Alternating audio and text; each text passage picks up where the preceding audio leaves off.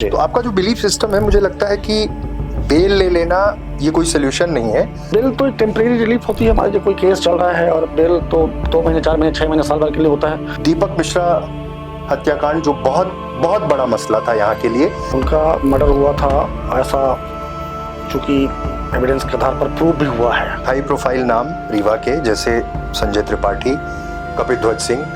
तो श्री कपिध्वज सिंह जी का केस था जो निर्दोष बरी हुए, उस केस में मुझे भी पैरवी करने का उन्होंने मौका दिया था। आम आदमी पार्टी में पदाधिकारी रहे, शहर की जिम्मेदारी थी, भी सडन फिर ये हुआ कि आपने इस्तीफा दे दी।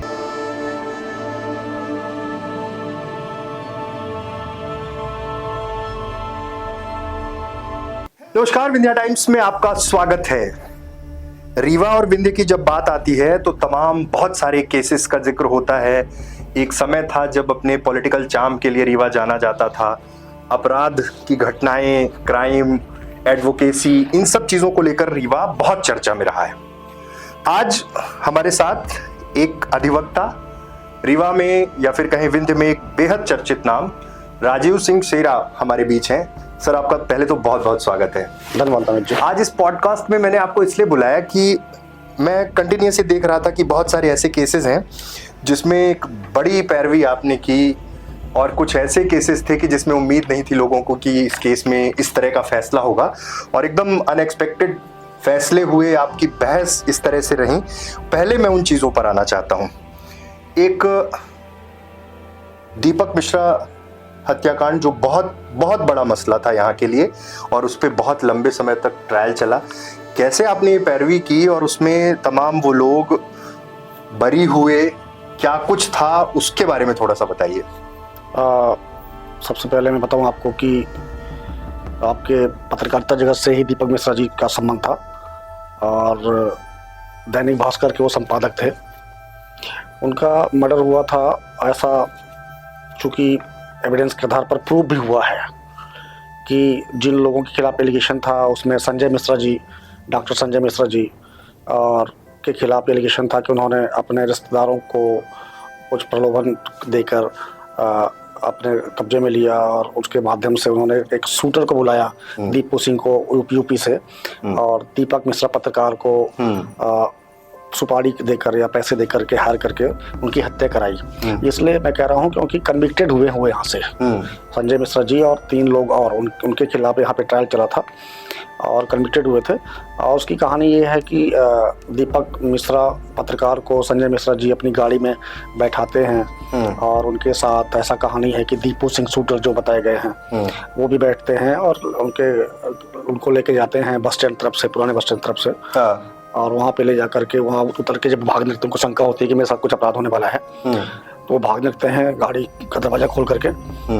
तो वहाँ पर खींच के पूरा उनको बैठाया जाता है, और ले जाके नवस्था के पास उनको गोली मारकर हत्या कर दी जाती है। अच्छा। तो उस समय दीपू सिंह फरार हो गए थे, ऐसा बताया गया था, और 4 लोग कस्टडी में हुए थे 2-3 दिन बाद। और उनके खिलाफ एलिगेशन ये था कि उन्होंने दीपू सिंह की मदद की, दीपू सिंह को संरक्षण दिया और मर्डर में सहयोग कराया। तो उनके खिलाफ ट्रायल चला था। उन 4 लोगों को कन्विक्शन हुआ था आजीवन कारावास का। अच्छा। और आजीवन कारावास सजा के पश्चात दीपू सिंह के खिलाफ इनाम हुआ था, और बाद में 7-8 साल बाद दीपू सिंह को यूपी के प्रतापगढ़ से गिरफ्तार किया गया था, और उनका ट्रायल चला। और उनके खिलाफ एलिगेशन ये था कि उन्होंने खुद गोली मारी है। पुलिस का ये आक्षेप था, और चार्ज भी यही लगा हुआ था कि उनके खिलाफ कि उन्होंने पिस्टल से गोली मारी है दीपक मिश्रा को। तो जिन 4 लोगों को कन्विक्शन हुआ था रीवा कोर्ट से, उनके खिलाफ सिर्फ रोल था सहयोग करने का, और दीपक मिश्रा की हत्या में दीपू सिंह प्रतापगढ़ के खिलाफ एलिगेशन था कि उन्होंने गोली मारी है।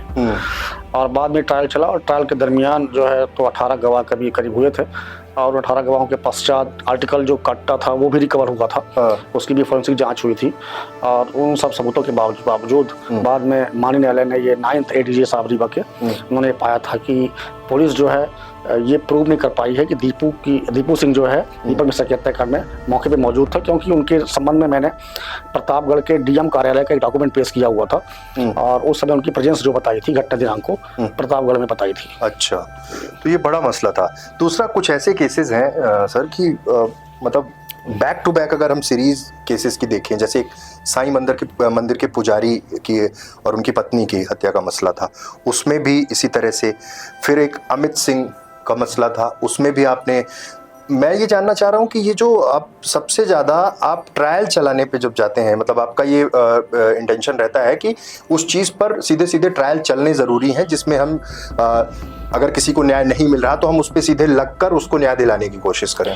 होता क्या है कि जमानत जो है एक डिस्क्रिशनरी पावर होता है, विवेकीय अधिकार होता है जज का, और जमात जज के विवेक के ऊपर डिपेंड करता है, परिस्थितियों के ऊपर डिपेंड करता है। लेकिन ट्रायल जो है एविडेंस के ऊपर डिपेंड करता है कि कोई कौन कन्विक्शन होगा, कौन कन्विक्टेड नहीं होगा, वो एविडेंस के ऊपर डिपेंड करता है। तो जैसा ब्रजेंद्र नाथ जी की बात की आपने, साईं मंदिर के पुजारी थे ब्रजेंद्र नाथ जी, और उनकी पत्नी की हत्या हुई थी, निर्मम हत्या हुई थी। 50 से अधिक चाकू उनके ऊपर मार किए गए थे, दोनों लोगों के ऊपर। और उस केस में 4 लोगों को मुलजिम बनाया गया था, और उन 4 मुलजिमों का ट्रायल चला था, जिसमें एक मुलजिम की ओर से मैं भी था। और मेरे मुलजिम आशीष वर्मा के खिलाफ एलिगेशन ये था कि उसने चाकू जो यूज किया था और कपड़े जो पहने हुए थे उसमें ब्लड स्टेन पाया गया था। और ब्लड स्टेन में ब्लड ग्रुप भी मार्क हुआ था कि जो ब्रजेंद्र नाथ जी के ब्लड ग्रुप था बी पॉजिटिव, वही बी पॉजिटिव ग्रुप जो है उनके कपड़ों में पाया गया था आशीष वर्मा के, और चाकू में पाया गया था। ये तय था, क्योंकि सर्कमस्टेंशियल एविडेंस पे केस था वो, तो ये तय माना जाता था कि अगर ब्लड ग्रुप आपके शरीर में पाया गया है, आपके कपड़ों में पाया गया है, और वही ब्लड ग्रुप पाया गया है जो मृतक का है, ये सर्कमस्टेंशियल एविडेंस के केस में ये प्रिजम्पशन होता है कि मतलब आपके ब्लड ग्रुप में आपको धारणा होगी कि आपके शरीर में ब्लड आया कैसे। तो मैंने फिर उसमें इत्तेफाक से सहयोग ये हुआ था कि एक मजदूर था आशीष वर्मा नाम का आदमी, जो मजदूरी किस्म का व्यक्ति था, गरीब किस्म का व्यक्ति था, तो वो अपना, मैंने उसको ब्लड डोनेट कराया था उसी ट्रायल के दरमियान। अब ब्लड डोनेट करने के दरमियान blood group same B positive के शरीर का भी आया था। तो मैंने ब्लड डोनेट करके पाया था कि जो कपड़े थे वो एडमिट किया था मैंने कि हाँ वो कपड़े मेरे ही थे, और मैं मजदूर हूँ, और उस दरमियान जो खून लगे थे वो मेहनत मजदूरी की वजह से मेरे यहाँ लगे थे। और आर्टिकल जो रिकवर्ड हुआ था चाकू, उसकी जो रिकवरी है वो प्रोसेस बाई जो होनी चाहिए, जो CRPC का प्रोसेस है रिकवरी करने का, उस दरमियान उस तरीके से पूरी तरह की नहीं गई थी। तो बहुत सारे मामले जो होते हैं वो अन्वेषण अधिकारी की विफलता के सही तरीके से जाँच न करने की वजह से छूट जाते हैं। जी, तो आपका जो बिलीफ सिस्टम है, मुझे लगता है कि बेल ले लेना ये कोई सोल्यूशन नहीं है, उस पर ट्रायल चले, तर्क हो, तमाम जितने इन्वेस्टिगेशन के पार्ट हैं वो शामिल हों, ताकि हम सीधे सीधे एक टाइम फ्रेम में किसी को उस केस से बचा सकें अगर कोई दोषी नहीं है तो। बिल तो एक टेम्परेरी रिलीफ होती है हमारे, जो कोई केस चल रहा है, और बिल तो 2 महीने 4 महीने 6 महीने साल भर के लिए होता है। लेकिन जब कोई गंभीर मामला किसी के खिलाफ एलिगेशन लगा होता है 302 जैसे, जिसमें आजीवन कारावास न्यूनतम सजा निश्चित है, माने उम्र कैद की निश्चित सजा न्यूनतम है, और उसमें आप 1 साल के लिए बिल पे चले भी जाओगे तो उसमें रिलीफ क्या है आपकी। सही बात है। अगर आपको केस में ध्यान देना है तो मेरा ये मानना है कि आप फर्स्ट दिन से, जिस दिन से पहला रिमांड उसका हो, जिस दिन से घटना में कोई अपराध ये संशय होता है, शंका होती है, चाहे वो मीडिया के माध्यम से आता है मीडिया के माध्यम से कि फलाने व्यक्ति इस मामले में इन्वॉल्व है, तो उस दिन से उस केस के बारे में आप सोचना शुरू कर दो कि इस केस को मुझे लड़ना है, तो क्या अगर मुझे लड़ना पड़ेगा तो मैं कैसे बचाऊंगा इसको। तो उस दिन से लड़ाई शुरू हो जाती है, और अंतिम तक उसी बिंदु पे लड़ते हैं अपन, तो ट्रायल कंप्लीट होता है, अच्छा रहता है, छूटता है केस। फिर कुछ हाई प्रोफाइल नाम रीवा के, जैसे संजय त्रिपाठी, कपिध्वज सिंह, हाँ, मुझे भी केसेस की आपने मजबूत, मुझे आज गर्व का विषय है कि मैं 2005 से जब मैंने वकालत शुरू की थी, तो श्री कपिध्वज सिंह जी का केस था जो निर्दोष बरी हुए, उस केस में मुझे भी पैरवी करने का उन्होंने मौका दिया था। और उस केस में मैंने श्री कपिध्वज सिंह के केस में नारद जो इस केस में मुलजिम थे, उनकी ओर से पैरवी करने का मौका मिला था मुझे। और मैं इत्तेफाक बताऊं आपको कि सुरेश सिंह करके, तो उसमें CID के निरीक्षक थे, जो जांच अधिकारी थे, उन्होंने उस मामले को तैयार किया था। सर्कमस्टेंशियल एविडेंस पर केस वो भी था, बेस्ड था, प्रस्तुत जन साक्ष्य, आई विटनेस कोई केस नहीं था उसमें। तो उस केस में श्री दिलीप सिंह जी थे वकील, श्री घनश्याम सिंह जी थे वकील, और श्री त्रिलोचन सिंह जी वकील थे, और इन लोगों ने सुरेश सिंह जी से जिरह कर ली थी। जिरह करने के पश्चात ये कंप्लीट कर लिया था कि अब कोई कुछ करना बाकी नहीं रह गया है जिरह करने के लिए। उसके पश्चात जो है मैंने 6 दिनों तक लगातार सुरेश सिंह से जिरह की थी, उनके पूछने के पश्चात। तो मुझे गर्व है कि उस बड़े मुकदमे में मुझे शामिल होने का मौका मिला था, और वो मुकदमा बाद में एक्विटल हुआ था, दोष मुक्त हुआ था, बरी हुआ था। संजय त्रिपाठी जी से भी जुड़े हुए मुकदमे रहे? हाँ, बहुत सारे मामले में लड़ता हूँ। अभी एक रिसेंट में हुआ था जिसमें आपने यहीं पे जब बहस की, तमाम तर्कों के आधार पे बात हुई, और उसके बाद ये जो राजनिवास वाला कांड था उसमें बाइज्जत बरी हुए वो, तो ये केस भी एक रहा। फिर कुछ रीवा शहर के कुछ ऐसे केसेस थे, जैसे घनश्याम सिंह जी वरिष्ठ अधिवक्ता हैं, उनके नाती हर्ष सिंह के मर्डर वाला जो मसला था, उसमें आपके पास जो लोग थे वो बाइज्जत बरी हो गए, बाकी दूसरे के पास थे, उनको सजा भी पड़ी। संजय त्रिपाठी जी का जो मामला है वो एक महत्वपूर्ण मामला है, क्योंकि त्रिपाठी जी का अपने कम उम्र के दौर में जो भी रहा वो मुझे उससे इत्तेफाक नहीं है, लेकिन अभी जब वो प्रतिष्ठित रूप से समाज में रह रहे थे और ब्राह्मण समाज के राष्ट्रीय अध्यक्ष के रूप में वो काम कर रहे थे, और उस दरमियान उनके ऊपर लांछन लगा कि सर्किट हाउस में घटना होती है नाबालिग के साथ, किशोरी के साथ, और उसमें रेप की घटना होती है, गैंग रेप बताया जाता है, उसमें उनको भी इन्वॉल्व किया जाता है कि कॉन्स्पिरेसी का पार्ट वो भी थे। और जितना अपराध की आरोप लगा था और बाबा के खिलाफ, उतने ही धाराओं का आरोप संजय त्रिपाठी जी के खिलाफ भी लगा था। बहुत सारे लोगों को ये मालूम है कि संजय त्रिपाठी के खिलाफ एलिगेशन ये था कि उनको सिर्फ भगाने में सहयोग था, लेकिन मैं आपको बताऊं, मैंने तो कुछ केस को फेस किया हुआ है।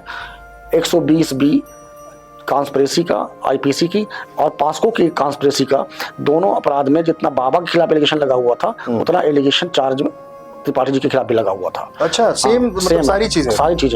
सिर्फ फर्क ये था कि बाबा मौके पर उपस्थित होकर उनके खिलाफ एलिगेशन था और उनके ऊपर कॉन्स्पिरेसी का 120B का कॉन्स्पिरेसी का चार्ज लगा हुआ था।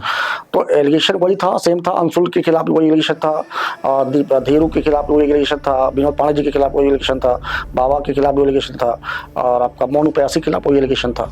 सब खिलाफ एलिगेशन सेम थे। सिर्फ 2 लोगों के खिलाफ, आपका लड़की गुड़ की थी उसका एलिगेशन अलग था, और एक खान करके लड़का था उसके खिलाफ 2 एलिगेशन, उसके खिलाफ सहयोग करने का, भगाने का एलिगेशन था। बाकी सबके खिलाफ आरोप एक समान थे, और मुझे लड़ने का मौका मिला, और मैंने गर्व है कि उस मौके पे संजय त्रिपाठी जी दोष मुक्त हुए। उनकी छवि जो है पूरे समाज में ये कहने को हो गया कि उस मामले में उनको निर्दोष पाया गया, तो इस मामले में उनको झूठा फंसाया गया था, ये इत्तेफाक से कह सकते हैं। और ये मानिए जिन लोगों को सजा भी हुई थी उन लोगों को 2 महीने के अंदर हाई कोर्ट से जमात भी हुई। मतलब ये हाई कोर्ट ने तय कर दिया कि जो दोषी पाए गए थे उनमें 3 लोगों को जमात हाई कोर्ट से 2 महीने के अंदर हो गई। तो उनके खिलाफ भी एविडेंस जीरो ही था। जी, ठीक है। एक कोई ऐसा केस बताइए जिसमें आपको लड़ने में बड़ा मजा आया हो, कि मतलब इस केस में खूब बहस हुई, खूब तर्क वितर्क हुए, मैंने अपना पक्ष बहुत स्ट्रांगली रखा। जैसे एक केस की और बात होती, ब्रिजकिशोर मल्लाह, जी, मतलब छोटू मल्लाह वाला जो मसला था, वो क्या था?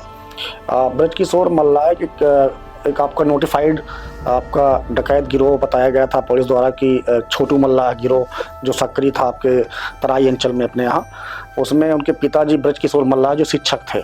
कभी कभी होता क्या है कि अपन जो घटनाएं होती हैं जिसमें मुलजिम इन्वॉल्व हो जाते हैं और समाज और लोग ये मान लेते हैं कि वाकई यही लोग सही हैं, इन्हीं लोगों ने अपराध किया हुआ है, जबकि इसके विपरीत कुछ और होता है। तो ब्रजकिशोर मल्लाह जी जो है वो शिक्षक के पद पर पदस्थ थे, और उनके लड़के छोटू मल्लाह को पुलिस ने या सरकार ने नोटिफाइड जो गैंग लीडर डिक्लेयर करके डकैत डिक्लेयर किया हुआ था। और उसमें उन्होंने एक अपने गाँव के, ददरी गाँव के एक ब्राह्मण परिवार के आदमी की हत्या कर दी थी बम फेंक करके, जिसमें उनके लड़के के सहित, छोटू मल्लाह सहित, अंजनी मल्लाह, ब्रजेंद्र और आपका छोटू मल्लाह के पिता ब्रजकिशोर मल्लाह को आरोप बनाया था 302 का और 3 और 5 का विस्फोटक अधिनियम का। तो उसमें ब्रजकिशोर मल्लाह का ट्रायल मैंने किया था, और सारी गवाह, जितने भी मामले में बता रहा हूँ, सारे गवाह खिलाफ थे। और उसके पश्चात जो है माननीय फर्स्ट अपर सत्य न्यायाधीश ने ब्रजकिशोर मल्लाह को दोषी मुक्त घोषित किया था, और बाद में छोटू मल्लाह को जो है पुलिस ने इनकाउंटर कर दिया था, उसको जो है इनकाउंटर करके मार गिराना बताया था। और दूसरा आपने बताया था श्री घनश्याम सिंह जी के नाती का, तो मैं तो इसमें यही कहूँगा, मैंने सिर्फ अपनी ड्यूटी निभाई थी। मैंने दादा भाई से जाके केस लड़ने के पहले अनुमति ली थी कि मैं इस केस को लड़ना चाहता हूँ, चूँकि आपके हमारे इस पेशे के सबसे वरिष्ठ हैं और आपके घर से जुड़ा मामला है। लेकिन उनके द्वारा ही सिखाया गया है कि नैतिकता जो है कि आप प्रोफेशन में अपने ईमानदारी से रखो। तो मेरे पास 8 मुलजिम थे, 8 मुलजिम का केस मैं लड़ा था, 2 मुलजिमों का केस किसी और ने लड़ा था, किसी और के लिए, और वो 8 मुलजिम केस मैंने लड़ा, और 8 मुलजिमों के केस में 8 के 8 302 के केस में दोष मुक्त घोषित हुए थे। 8 के 8 दोष मुक्त हुए थे। और जो और 2 लोग किसी और के माध्यम उनको एक मुलजिम अपस्कांड हुआ था, बाद में पकड़ा गया, उसको आजीवन कारावास हुआ था, और एक मुलजिम को जो ऐसा बता रहे थे कि भोपाल में था उस समय, घटना के समय, उसको भी आजीवन कारावास हुआ था। मुझे ऐसा लग रहा है जितने केसेस के बारे में आप बता रहे हैं, आपका एक अलग स्टाइल है केस लड़ने का। आप बेल पे कहीं पे भी जिक्र नहीं कर रहे हैं, आपका कहना है कि वो तो थोड़े दिन का रिलीफ होता है, केस पे फोकस होना चाहिए और उस केस के सोल्यूशन पे जाना चाहिए, जो भी हो, प्लस माइनस जो भी हो, लेकिन उसके सोल्यूशन पे अगर हम जाएंगे तो ज्यादा सही होगा। हो सकता है किसी को न्याय मिल जाए, यानी तो बेल तो इंटरिम रिलीफ है, कुछ समय बाद फिर चीजें उसी तरह से हो जाएंगी। तो आपका फोकस सीधे केस लड़ने पे, ट्रायल चलाने पे। मेरा तो यही मानना है कि जो कोई भी वकील केस लड़ना चाहता है, किसी बड़े केस को लड़ना चाहता है, तो उसमें पहले दिन से मैंने आपसे कहा कि जिस दिन से कोई घटना होती है उस दिन से आपको इस केस में इन्वॉल्व होना चाहिए। उसके हर फैक्ट्स के नॉलेज होना चाहिए, उसमें इन्वॉल्व मुलजिम के बारे में नॉलेज होना चाहिए, उसके विटनेसेस के बारे में नॉलेज होना चाहिए। तो अगर आपको विटनेस के बारे में, मुलजिम के स्थिति के बारे में नॉलेज है और पहले दिन से केस की स्थिति क्या थी, तो ये लड़ने में आपको अच्छा भी लगेगा और आप अपने तरफ से कोर्ट के सामने अच्छा डिफेंस और अपना पक्ष रख सकेंगे और जो एविडेंस कोर्ट में प्रोसिक्यूशन द्वारा अभियोजन द्वारा पेश की जाती है उसका बचाव रख सकते हैं अपने पक्ष में। अच्छा, इतने सारे केसेस रहते हैं, स्टडी में भी बहुत टाइम लगता होगा, तो अब तो थारो स्टडी शुरू हो गई होगी कि मतलब केस को एक बार में, अगर जैसे सपोज चार्जशीट है उसको देखने के बाद आप लगभग एक टेंटेटिव माइंड फ्रेम तो कर लेते होंगे कि इसको इस डायरेक्शन में ले जाना है। हर केस के नेचर होते हैं, हर एक्ट के केस के अलग अलग तरीके से लड़ा जाता है। जैसे आपका आईपीसी के केसेस जो बीएनएसएस के केसेस हो गए हैं उनके केस लड़ने के तरीके अलग होते हैं, एनडीपीएस के केस लड़ने के तरीके अलग होते हैं और आपके डकैती केस लड़ने के तरीके अलग होते हैं जो 11-13 में आते हैं। डकैती मतलब सिर्फ लूट डकैती की बात मैं नहीं कर रहा हूँ, जो नोटिफाइडेड एरियाज हैं, जो डकैती प्रतिबंधित प्रोहिबिटेड क्षेत्र हैं और 11-13 लग जाता है उसमें, उनके लड़ने के तरीके अलग होते हैं, एक्साइज के लड़ने के तरीके अलग होते हैं। तो हर केस लड़ने के तरीके अलग होते हैं, हर केस का अपना डिफेंस अलग होता है। तो मेरा ये मानना है कि सिर्फ चार्जशीट पढ़ने से नहीं होता। चार्जशीट तो पढ़ना ही चाहिए, एक बार नहीं 100 बार पढ़ना चाहिए और बार बार पढ़ना चाहिए।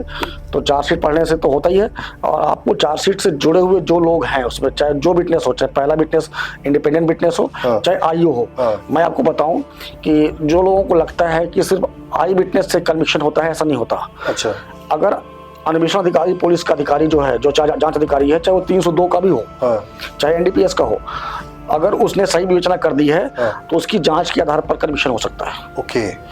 तो जो लोग कहते हैं कि आई विटनेस को आप अपने कब्जे में कर लो या अपने पक्ष में कर लो तो केस बरी हो जाएगा, ऐसा नहीं है। या सिर्फ आई विटनेस बोल दे तो सजा हो जाएगी, ऐसा भी नहीं है। अच्छा, मतलब पूरे इन्वेस्टिगेशन के जो पैरामीटर्स है वो सारी चीजों को फुलफिल करना ही पड़ेगा।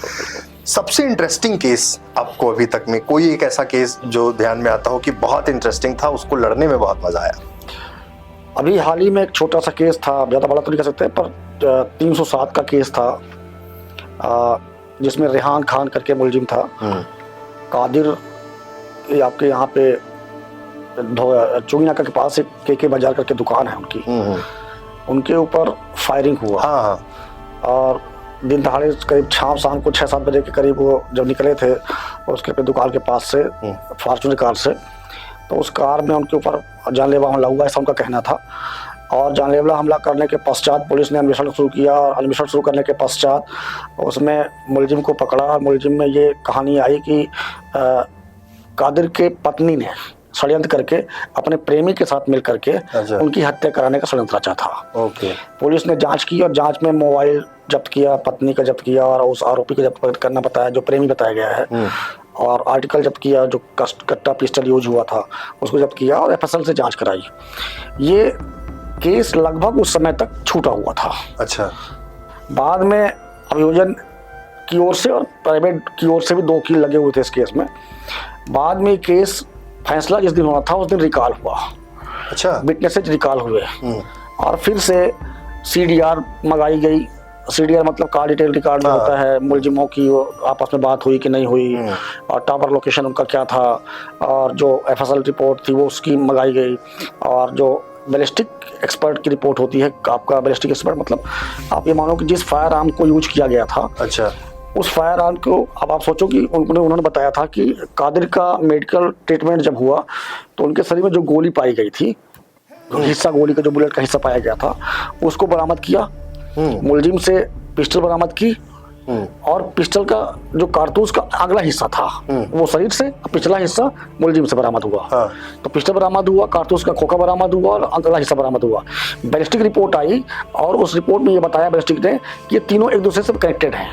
अच्छा, मतलब जो शरीर में पाई गई बुलेट का हिस्सा है और जो शेष बचा हुआ हिस्सा है और जो पिस्टल है वो एक दूसरे कनेक्टेड, मतलब इसी से चली है। और इसमें कोई दो राय नहीं है कि जो बुलेट उसके शरीर में मारी गई है वो इस पिस्टल से नहीं मारी गई है। अच्छा। और पिस्टल किसे बरामद बताया गया है? मुलजिम से बरामद करके बताया गया है। और सीडीआर बरामद। तो इस केस में जब फैसले के दरमियान केस वापस आए, फिर से गवाहियां हों और फिर से एक्सपर्ट के ओपिनियन आ जाए, 65 एविडेंस एक्ट का प्रमाण पत्र आ जाए सीडीआर के संबंध में कि ये और ये रिकवरी हो जाए मोबाइलों की आरोपियों से कि हाँ ये नहीं कि कब्जे से पकड़ा गया है, और उसमें आपस में बात करने का रिकॉर्ड आ जाए कि लोगों के आपस में बात हुआ है।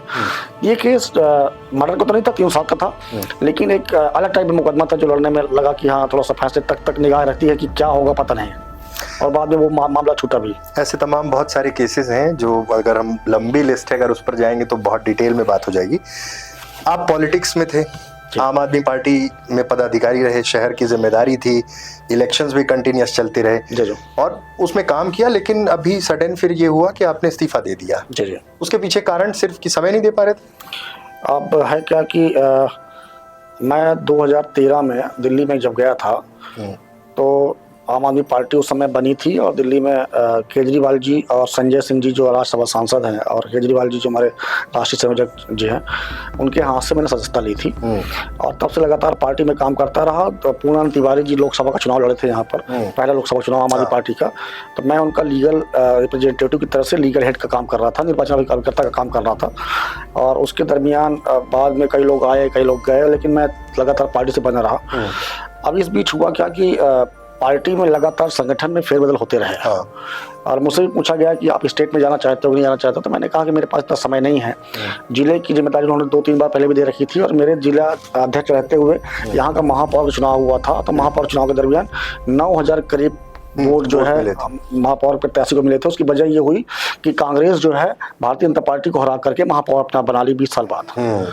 तो उन्हीं 9000 वोटों की वजह से, इसमें मैं नहीं कहता कि मेरे वोट थे, लेकिन मेरे संगठन के तैयार किए लोगों ने सपोर्ट किया था, और दीपक जी का भी खुद का उनका वोट बैंक था। तो उसकी वजह से पार्टी ने एक अपनी इच्छा भी छोड़ी थी कि हमारे पास भी वोट बैंक है। तीसरे नंबर पे दल पे रूप में उभरी थी। और अभी वर्तमान में हुआ क्या कि वकालत के पेशे में रहते हुए और बहुत सारे लोगों के ऊपर ये लांछन लगते हैं कि आपके क्लाइंट का ध्यान वकील साहब नहीं दे पा रहे हैं, ये राजनीति में ज़्यादा इन्वॉल्व हैं, तो इस वजह से उसको पद को छोड़ना पड़ा। पद जो है तो ये कह के छोड़ना पड़ा कि सेवा तो मैं इस पेशे में रह के भी करता हूँ, लोगों के लिए काम करता ही हूँ। बिल्कुल। नई युवा पीढ़ी के लिए क्या मैसेज देना चाहिए? अगर जो लोग हैं, मेरा ये मानना है कि जो आइडियल बनाते हैं, मैंने देखा हुआ है यहाँ पे लोग आदर्श तय कर लेते हैं उन लोगों को, जैसे किसको, अगर कोई गांजे का व्यापारी है और उसके पास 4 पहिया है, शराब का व्यापारी है उसके पास 4 पहिया है, या 2-3 केस में इन्वॉल्व हो गया वो किसी गंभीर मामले में जो समाज स्वीकार नहीं करता, तो हमारी युवा पीढ़ी उन लोगों को अपना आदर्श स्वीकार कर लेती है। इसलिए कि देखो वो प्रोग्रेस कर रहा है, ऐसा समझती है कि प्रोग्रेस कर रहा है। अब प्रोग्रेस उन वजहों से कर रहा है जो अवैध रूप से, जो समाज स्वीकार योग्य नहीं है। तो मेरा ये मानना है कि समाज को, हमारे लोगों को, उन लोगों को आइडियल बनाने से बचना चाहिए। अपने माता पिता को, अपने भाई बहन को बना लो आइडियल, उनको देख के आगे बढ़ो। जरूरी नहीं कि उन लोगों को गाड़ी मोटर देख के आइडियल बनाओ। तो मेरा ये मानना है कि उनका करना चाहिए और मेहनत करनी चाहिए ईमानदारी से। और आप ईमानदारी से काम करो, अच्छे से काम करो, मेहनत करके काम करो, हर रास्ता अच्छा आपको आगे ले जाएगा। और मेरा सभी लोगों से यही कहना है कि आप जो है अपने देश के लिए, अपने रीवा के लिए बेहतर करो। और जैसा कि आपके रीवा में पिछले 15-20 सालों में डेवलपमेंट हो ही रहा है, तो रीवा तो 6 विधानसभाओं का है, लेकिन रीवा शहर के जो विधायक हैं वो बेहतर काम कर रहे हैं। तो मेरा ये मानना है कि हम भले किसी पार्टी में हों, मैं आम आदमी पार्टी में हूँ, लेकिन मेरा ये संकोच रहना ऐसा नहीं होना चाहिए कि मैं अगर प्रशंसनीय काम है तो इस वजह से मैं बोल पाऊँ कि पार्टी मेरा कहीं एक्शन न ले ले, या जनता ये कहने लगे कि क्या तुम भी भाजपा में जाने वाले हो। तो नहीं, मैं भाजपा में जाने वाला उम्मीद से नहीं हूँ, अभी फिलहाल तो नहीं हूँ, और आगे भी ऐसा कोई मोड़ नहीं है। लेकिन अच्छा काम की तारीफ मैं कर रहा हूँ। और भी 5 विधायक हैं रीवा में, वो भाजपा के ही हैं। तो तारीफ करना होता तो मैं 5 की भी तारीफ करता। बिल्कुल। 6 विधानसभा हैं और मऊगंज अलग हो गया तो अभय मिश्रा जी को छोड़ के 4 और हैं, तो उनकी भी तारीफ करनी योग्य होती अगर वो काम करते तो। लेकिन रीवा में काम हो रहा है तो उसका श्रेय देना चाहिए। बहुत बड़ी बात है। तमाम केसेस को लेकर जिस तरह से राजीव सिंह जी एक्टिव रहे, और एक बड़ी सीरीज़ है उनके केसेस की, जिस तरह से पैरवी करते हैं, एक अपना अलग स्टाइल है और यूथ के बीच में बहुत पॉपुलर है। कारण ये है कि अपनी वर्किंग को लेकर, और वो यूथ से भी यही कर रहे हैं कि अपना आइकॉन ऐसे व्यक्तित्व को बनाइए, ऐसे व्यक्ति को बनाइए जिससे कुछ सीख सकें। अपने माँ बाप को बनाइए, सिर्फ लाव लश्कर देखकर किसी को अपना आइकॉन मत बनाइए। बहुत बहुत धन्यवाद। आपके बहुत सारे केसेस के बारे में भी चर्चा हुई और समय समय पर हम तमाम उन विषयों को लेकर भी आपके साथ चर्चा करते रहेंगे। जो पुराने कुछ केसेस हैं उनको लेकर भी हम आपसे बात करेंगे और आगे आने वाली पीढ़ी को जो आपने मैसेज दिया है वाकई युवाओं के काम आएगा। बहुत बहुत धन्यवाद।